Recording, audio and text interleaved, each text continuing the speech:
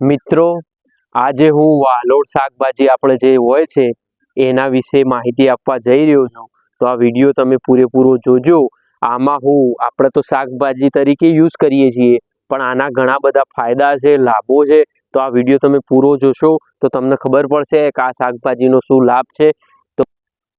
તો મિત્રો, તમે જે રીતે આ જુઓ છો એ રીતે વાલોડનો છોડ મેં ઝાડ ઉપર આ રીતે કર્યો છે. તો તમે અહીંયા વિડીયોમાં જોઈ રહ્યા છો એ રીતની વાલોડ બેસવાની શરૂઆત થઈ ગઈ છે અને ફૂલ પણ આવી ગયા છે. તો હવે મિત્રો જાણીએ કે વાલોડ એટલે શું. તો કે વાલોડ એટલે કાચા વાલના દાણા. આ શિયાળામાં સહેલાઈથી મળતું શાક છે અને ગુજરાતમાં વાલોડ એના મૂળભૂત ફાયદાઓ તો ઘણા બધા છે, જેમ કે પ્રોટીનથી ભરપૂર. વાલોડમાં પ્રોટીન ખૂબ જ રહેલું હોય છે કે જેના કારણે શરીરમાં શક્તિ આપે છે, માંસપેશીઓ મજબૂત બનાવે છે અને જે શાકાહારી લોકો હોય એના માટે વાલોડ બહુ ઉત્તમ છે. બીજી વસ્તુ કે પાચન તંત્ર માટે લાભદાયક.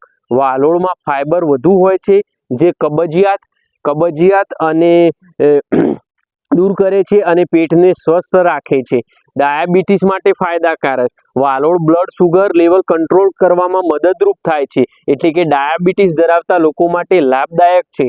હૃદય સ્વસ્થ રાખે છે. વાલોડમાં ખરાબ કોલેસ્ટ્રોલ ઘટાડે છે અને હૃદયને સ્વસ્થ રાખે છે.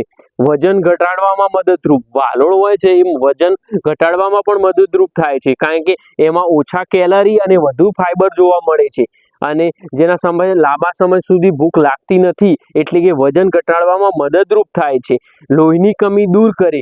વાલોડમાં આયર્ન હોય છે જે હિમોગ્લોબિન વધારવામાં મદદ કરે છે. પછી હાડકાં મજબૂત બનાવે. કેલ્શિયમ અને મેગ્નેશિયમ હોવાના કારણે હાડકાં અને દાંત મજબૂત બનાવે છે અને ઇમ્યુનિટી વધે. વાલોડમાં રહેલા વિટામિન્સ અને મિનરલ શરીરની રોગ પ્રતિકારક શક્તિમાં વધારો કરે છે. તો હવે આપણે જોઈએ કે વાલોડ હવે કઈ રીતે ખાવું. તો શાક તરીકે ખાઈ શકાય, ઉસળ બનાવીને ખાઈ શકાય, સૂપ કરીને પી શકાય અને ઊંધિયામાં પણ વાલોડનું ખૂબ જ મહત્વ હોય છે. તો જે મેં આ જણાવ્યા તમને એ રીતે વાલોડના આવા ઘણા બધા ફાયદા છે. તો તમને આ વિડીયો કેવો લાગ્યો મિત્રો? જો સારો લાગ્યો હોય તો લાઈક કરજો અને આવા વિડીયો તમને આ ચેનલ ઉપર મળી જશે, જેના માટે સબસ્ક્રાઈબ કરવાનું ભૂલશો નહીં. તો હવે આપણે મળશું બીજા વિડીયો સાથે. ઓકે, આભાર.